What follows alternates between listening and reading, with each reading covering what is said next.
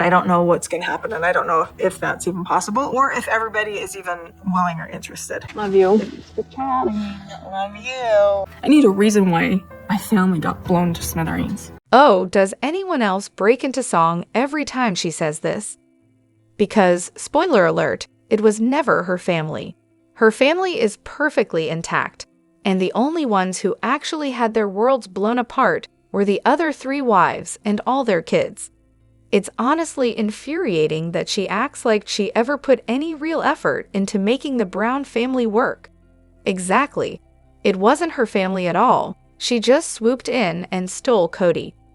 What really bothered me, though, was how fast she became the spokesperson for both the family and polygamy. Seriously, she went from 0 to "I'm the expert" the moment season 1 started. It was so odd watching her act like she'd been living this lifestyle for years. And what's even weirder, no one ever called her out on it. I think in the beginning, the whole thing was just a sales pitch to make the family look functional. Go back and watch the early scenes with all of them together on the couch, especially the serious conversations. If you look at the other wives' faces when Robyn talks, it's like a whole masterclass in "I can't believe this is happening." Sometimes they're emotionless, other times you can catch a side eye, a smirk, or, rarely, an eye roll. Back then, they were still a team, and while I don't think they were thrilled about her speaking for them, they kinda had to accept it because, surprise, Kody told them to. Honestly, Robyn deserves an Emmy for her performance as the dedicated member of the Brown polygamist family. I mean, she practically choreographed this destiny the moment she and Kody locked eyes, and then, other body parts. But let's be clear, her family was never integrated into the Brown family. She's got her kids and her little husband all to herself, and that's how it's always been.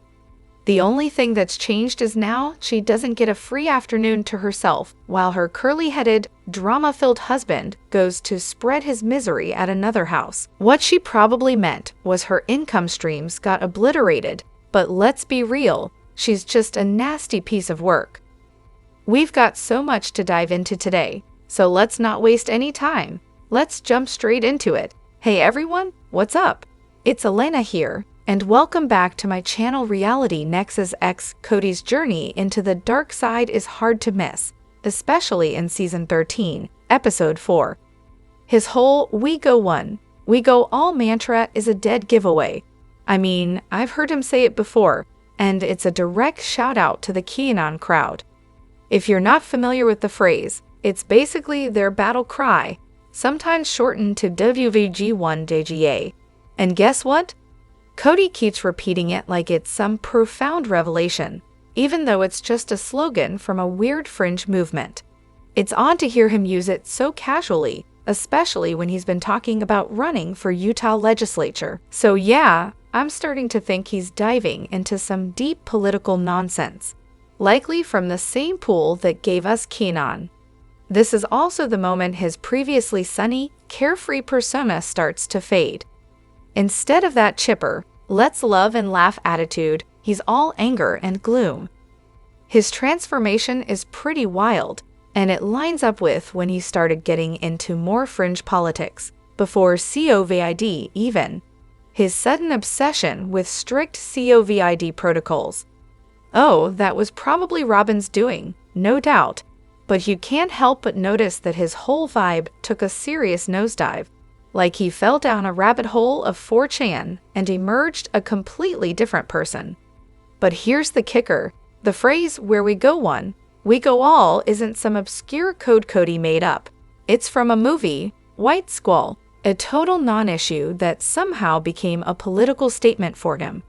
Honestly, it seems more like he's veering into the manosphere rather than QAnon. Back in the day, QAnon was a niche, fringe group, but the alt-right, manosphere crowd, way more mainstream.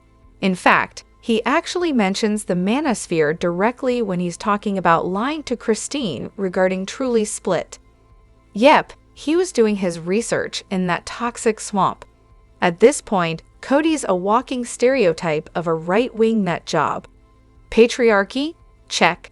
Narcissist? Check. Low IQ? Check. Gun obsession? Check. Anti-science? Big check. Prepping for the apocalypse? You bet. Men like him are exactly what the Q movement loves to latch onto. They thrive on that toxic blend of misogyny, entitlement, and delusion. And let's not forget about how the rest of the family's dealing with it. During the COVID lockdowns, Leon and Audrey mentioned how frustrated they were with Kody's political views. In fact, I think it was Christine or Janelle who revealed that they had to outright forbid political discussions whenever the family got together. No wonder, with Kody turning into this ultra-political, bitter version of himself. It's a wonder anyone can stand to be around him at this point. So now that the cat's out of the bag and Robyn and Kody are officially monogamous, does that mean they can't film at the other wives' houses anymore? I mean, if they're still trying to stay on the show, where exactly do they think they're filming? The mall? Outside their front door? Honestly, I don't see any other options unless they're ready to toss them and make a new show about life after polygamy with just the OG wives. But assuming the show keeps going, I'm kind of curious to see how things play out for the wives and kids post-Kody drama. But let's be real, sister wives could just drop Kody and Robyn and focus on the OG trio, and I'd be totally fine with that. I've been rewatching the old Vegas days, and it's pretty clear they showed a whole lot less of Robyn's house compared to the others. It's almost like they were actively avoiding it. Honestly, I have this theory that Robyn doesn't want anyone filming inside her house because it's probably a disaster. I can't remember if I read that somewhere or just figured it out myself, but there was one episode where she literally threw gray sheets over piles of stuff like it was a blanket fort. Not to mention, people can't stop roasting her taste in decor, especially those giant chairs. So yeah, filming inside the McMansion? Yeah, that's not happening anytime soon. It's well known that Myketli&Meri don't associate much anymore, although no one's ever fully explained why. As I'm watching season 11, where Myketli is getting serious about Tony and wants to get married, I can't help but notice how differently the family reacts to it. Christine, for example, makes it clear from the start that she's not on board, and she says it more than once. Kody, though, comes to terms with it surprisingly quickly, like, after one conversation with Tony, he's cool with it. Robyn and Janelle are the more cautious ones, both saying it's moving too fast, and they just need to get to know him better. Then there's Meri, who points out how differently Myketli is treated compared to Maddie when she wanted to get married. Meri seems to be the only one defending Myketli's decision to get married so quickly, even stepping up to defend her a few times. That really stood out to me, especially because it doesn't quite fit with the narrative of Meri and Myketli's relationship that the show has painted. I'm currently up to season 11, and then I jumped ahead to seasons 16 to 18. Spoilers, I know. But I'm just curious, has anyone else noticed this shift or any oddities in the family dynamics in the later seasons? People tend to forget that the show didn't even start until after Meri had already been married to Kody for 20 years. That's 20 years of watching Kody court and marry 3 other women, produce baby after baby, and raise all those kids. She spent years being sidelined by the family's narratives and alliances. Who Meri was in the early seasons, and still is shaped by those 20 years of history. And because the family story is filtered through these subjective and distorted lenses, there's no real way to know what's true. It seems like even the kids have bought into these good guy/bad guy narratives, and I wonder if they're just now starting to make sense of their experiences. There's still this tug-of-war over the family's collective memory and control of the story. Myketli didn't start distancing herself from Meri until pretty recently. Meri was still at Avalon's gender reveal, but not at the twins' Zoom event. Maybe Myketli has good reasons for drawing that line, and I can understand and validate her perspective. But I also struggle to buy into this idea that Meri is the only villain in the story. It seems more likely that Meri, like everyone else, was reacting to what was happening around her And honestly, she's just the one who gets cast as the bad guy. The truth? Who knows? Even the Browns probably don't know. It's always tough to figure out who's actually the villain in this show, because the narratives are constantly shifting. One season, someone's the bad guy for doing X, and then the next season, someone does the exact same thing and gets praised for it. Someone tells a story one way one season, and the next season, it's a completely different version. None of these people, at least the ones who speak out, are reliable narrators. If there's one thing I've learned, it's that everyone on this show is looking out for themselves, and whatever they say is just to make them look good. Remember when one of the boys said Robyn showed them how Meri was abusive? Then you have the one child who lived with Robyn as her full-time nanny, the one who's closest to her, and now that same child claims Meri was abusive to the point of no contact as an adult. I can't help but wonder if Robyn might have also played a role in showing Myketli how Meri was abusive. Just my thoughts. Looking back, Meri was the strict mom, Christine was the fun one, and Janelle was the hands-off one. That could be why some of the kids, especially those who were more rebellious, don't like her. I remember when two of the boys got into a physical fight and were bullying Robyn's kids. It was Meri who called them out and yelled at them. She even asked the other moms for backup, but they didn't support her. Later, Kody said he agreed with Meri, but he didn't back her up in the moment. Classic. If there's one hill I'm willing to die on, it's this. It's not Robyn's fault, it's Kody's. Seriously. Kody Brown has done more to ruin the reputation of polygamy than any government agency ever could. Thanks for that, Kody. You've really outdone yourself. Honestly, at this point, Kody doesn't even seem to believe in polygamy anymore. The dude seems genuinely traumatized by it. It's almost impressive how much damage he's done to a system he was supposed to champion. But let's talk about that time Kody refused to go with Ysabel for her surgery. And no, don't even try to blame COVID for that one, because that's not the reason. He straight up mocked her for it, for no reason at all, which was the moment he officially hit rock bottom as a human being. If that wasn't the perfect example of how utterly despicable he is, I don't know what is. Oh, and as for Meri's decision to divorce Kody so she could adopt the kids, yeah, that wasn't her idea. Not at all. I'm absolutely convinced we're just waiting for the moment when the truth comes out and we find out it was some kind of master plan of Kody's.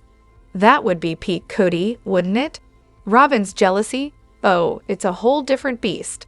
While Christine might be the poster child for jealousy in sister-wives relationships, mainly because she was upfront and brutally honest about it, both on camera and in therapy, Robyn's got a much sneakier, more sinister version going on.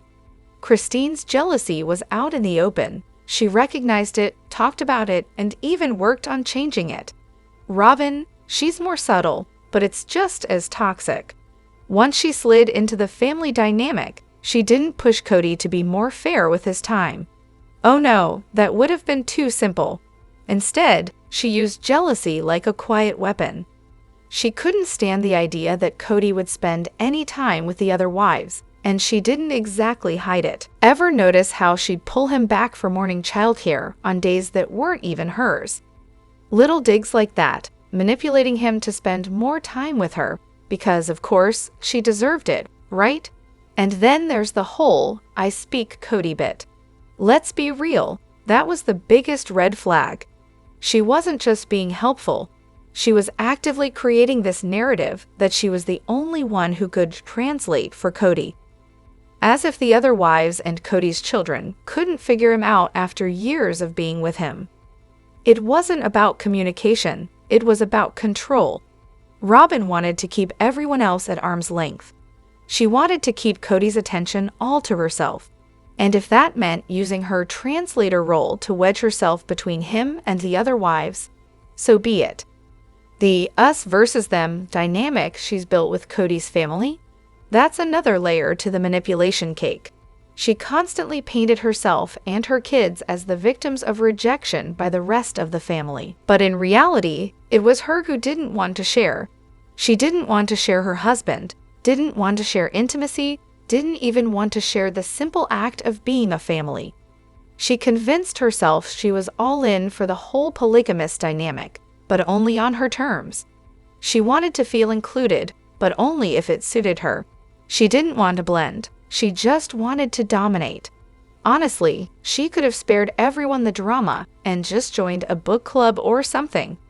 At least there, she'd only have to compete for attention with a few novels instead of entire relationships.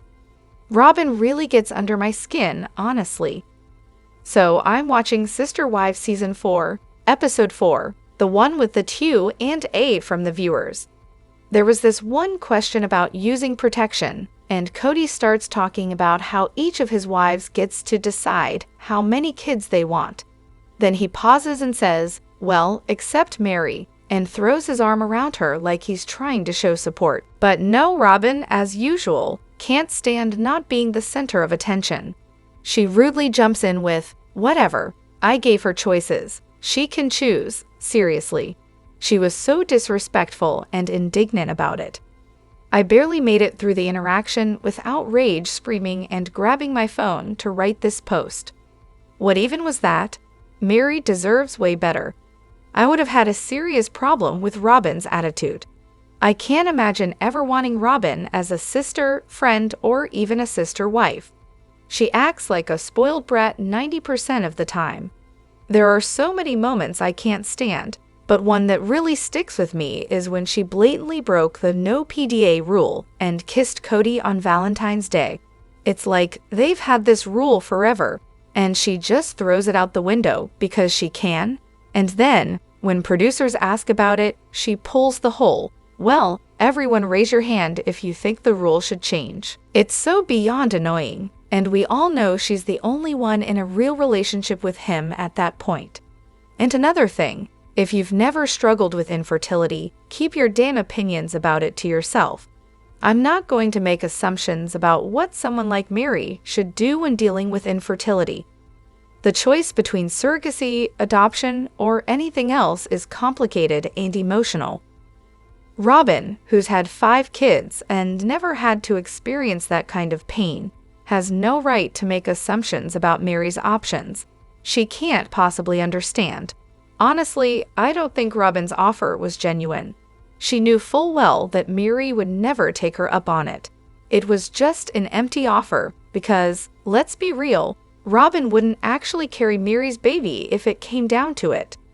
Kody's awkwardness at Aspen's wedding was next level. Seriously, the man was a walking cringe factory. I honestly don't know what was worse, his bizarre speech or the weird things he kept saying. For example, he proudly declared, "I'm taking your son, but I'm giving you my daughter." Like, what? And then he had the nerve to announce, "I'm sorry to say you're invited to the wedding of the year." Excuse me, Kody, but what exactly makes this your moment? And let's not forget the absolute gem when he walked into Mitch and Aspen's cottage with the guys. He goes, "We can only come in if Mitch invites us," followed by a stern, "No one touched the sacred bed." I can't. What kind of father says that? He was dead serious too. I can't even begin to unpack why that was necessary. Honestly, I'd completely forgotten just how cringeworthy Kody was at this wedding, until now. Every single word out of his mouth seemed to scream, "Look at me."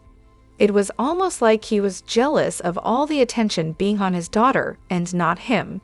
So he tried to take it back any way he could. And the most memorable part, when he absolutely couldn't wait to strip down in front of the whole groom's party, he was practically giggling with excitement at the thought of it. I can't get that image out of my head when I think about Aspen's beautiful wedding. But then there's Maddie's wedding, which somehow takes the awkwardness to a whole new level. Kody was saying all kinds of weird, borderline uncomfortable things about Maddie. Remember how he wouldn't let his daughters show their stomachs or thighs around him because of his modesty standards. But here he is practically drooling over Maddie in her wedding dress. Like really, he was practically panting like a dog. That whole behavior speaks volumes. I'm not saying Kody's a creep in the worst sense of the word, but his brand of weird purity culture repression is definitely loud and clear. And let's not even talk about the moment when Kody casually told Maddie, "I'm going to be staring at you all day." Maddie, of course, giggles and says her dad is quite the charmer. Girl, no, that's not charming, that's just unsettling. Let me know what you think in the comments. Don't forget to hit that like button and subscribe to my channel. I'll see you in the next video. Take care and much love to you all.